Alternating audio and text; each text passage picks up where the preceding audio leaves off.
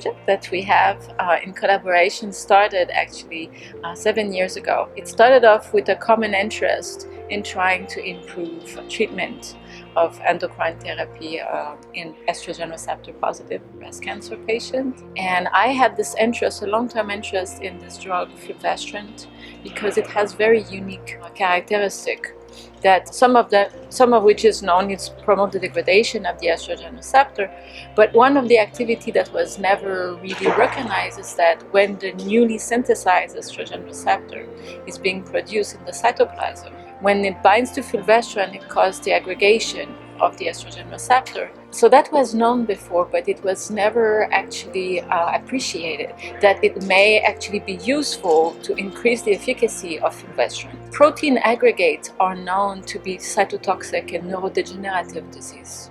And so we had a unique opportunity here to have the aggregation or the induced aggregation of the estrogen receptor that could lead to more toxicity. Some of the way by which cells get rid of protein aggregate in general is the proteasome.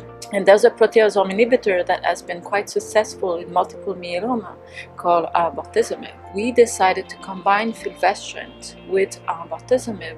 That led to the massive accumulation of the cytoplasmic aggregates of the estrogen receptor.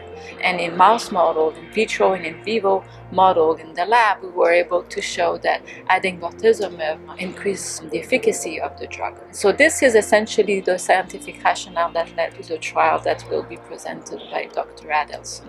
Based on the work that Dr. Germain did in her laboratory, postulating that the combination of fulvestrant and bortezomib might enhance the cytotoxic activity of fulvestrant, we embarked on a randomized phase 2 clinical trial comparing fulvestrant alone to fulvestrant plus bortezomib in women with metastatic breast cancer that had progressed on a prior aromatase inhibitor. Women who were randomized to the standard of care fulvestrant arm were allowed to cross over to the combination of fulvestrant plus bortezomib after progression as a proof of principle that the combination may also work in women treated with prior fulvestrant.